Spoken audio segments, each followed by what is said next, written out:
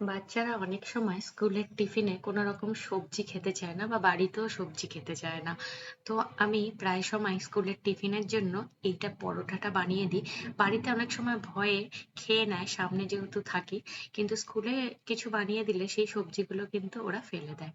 তো এইভাবে একদম প্রোটিনে ভরপুর পরোটা বানিয়ে খাওয়াতে পারেন। তো এখানে আমি পালক শাক নিয়ে নিয়েছি, ২ আঁটি পালং শাক নিয়েছি। এটা পালং শাকের যে মোটা ডান্ডির অংশটা সেটা বাদ দিয়ে তারপর গরম জলের মধ্যে ৪ থেকে ৫ মিনিটের জন্য সেদ্ধ করে নেব। আর এখানে একটা ব্রকলি নিয়েছি, ব্রকলিগুলো একদম ছোট ছোট পিস করে কেটে নেব। এদিকে দেখুন একদম লো ফ্লেমে ৪ থেকে ৫ মিনিটের জন্য সেদ্ধ করে জল থেকে তুলে এটা ঠান্ডা করতে দেবো।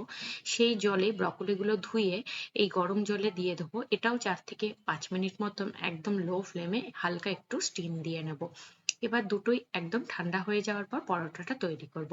কিন্তু আমি কি করি, যখনই সময় পাই তখনই এগুলো তৈরি করে ফ্রিজে রেখে দিই। আর যেই সময় বানানো হয় সেই সময় ফ্রিজ থেকে বার করে বানিয়ে নিই। এতে টাইমটা অনেকটা সেভ হয়। তো আমি এটা আজকে রাত্রেই বানাচ্ছি ডিনারের জন্য।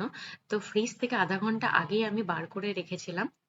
একটা মিক্সিং জারের মধ্যে আমি পালং শাক যেটা বানিয়ে রেখেছিলাম সেদ্ধ করে সেটা দিয়ে দিলাম। তার সাথে এখানে আমি সোয়াবিন থেকে তৈরি টোফু ইউজ করছি। এটার মধ্যে ভরপুর মাত্রাতে প্রোটিন থাকে। এখানে আমি ২০০ গ্রাম টোফুর ইউজ করেছি। টোফু যদি আপনারা খেতে না চান সেক্ষেত্রে পনির ইউজ করতে পারেন। এখানে আমি পরোটা বানানোর জন্য আটা প্রথমে করে নেব, মানে আটা বানিয়ে নেব রুটির জন্য যেরকম বানানো হয়। তো প্রথমে আটা দিয়েছি, আটার মধ্যে যে পেস্টটা বানিয়েছি সেটা দিয়ে কিন্তু আটাটা মেখে নিতে হবে। এখানে কোনো রকম জলের আমার দরকার পড়েনি, যেহেতু পালং শাকের পরিমাণটা অনেকটাই ছিল। তবে যদি জলের প্রয়োজন হয় সেক্ষেত্রে আটাটা মাখার সময় কিন্তু জল দিতে পারেন। লাস্টে ১ চামচ অয়েল দিয়ে দিলাম, দিয়ে আরেকবার একটু মেখে নিতে হবে যাতে আটাটা একটু নরম থাকে। এবার ঢাকা দিয়ে ১০ থেকে ১৫ মিনিটের জন্য রেখে দিতে হবে। আর যে ব্রকলিটাও সেদ্ধ করে রেখেছিলাম সেটা একটা এরকম চপারের সাহায্যে ভালো করে চপ করে নেব। আর তার সাথেই পেঁয়াজ আর কাঁচা লঙ্কাও একদম মিহিন করে চপ করে নিয়েছি। তার সাথেই কিন্তু রোস্টেড জিরা পাউডার নিয়েছি, আর তার সাথে নুন আর সাদা তেল। আর বাইন্ডিং এর জন্য আমি এখানে ছাতুর ইউজ করেছি। খুব বেশি মশলা কিন্তু এই পরোটাটায় আমি দিই না, তবে আপনারা আপনাদের পছন্দ হিসাবে মশলা অ্যাড করতে পারেন। আর এদিকে ১০ মিনিট প্রায় হয়ে গেছে।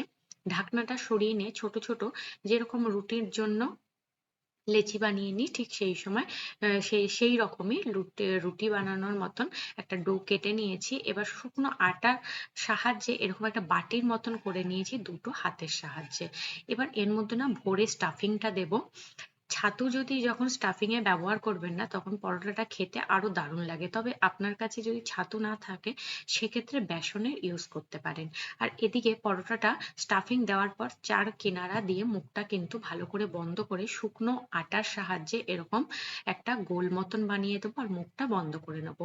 দুটো হাতের সাহায্যে স্টাফিংটা যাতে চারপাশে ছড়িয়ে যায় সেক্ষেত্রে দুটো হাতের সাহায্যে খুব হালকা হাতে পরোটাটার চারপাশে একটু বড় করে নিয়ে এরকম বেলনির সাহায্যে শুকনো আটা দিয়ে একটা পরোটার মতন কিন্তু বেলে নেব। খুব বেশি চাপ দেবেন না, সেক্ষেত্রে স্টাফিং কিন্তু বাইরে চলে আসবে।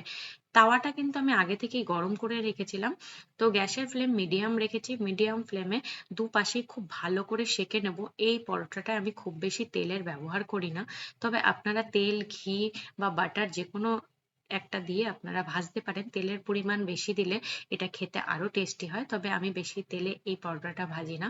সাথে আমি আচারের সাথে আজকে সার্ভ করছি। আর এর মধ্যে এতটাই কিন্তু দেখুন স্টাফিংটা ভরে থাকে যেটা খেতে দারুণ লাগে। আর এটা কিন্তু খুব নরমও হয়। বাচ্চাদের টিফিনে আপনারা অনায়াসে দিতে পারেন। খেতে কিন্তু খুবই সুস্বাদু লাগে। আর এটা কিন্তু প্রোটিনে একদম ভরপুর।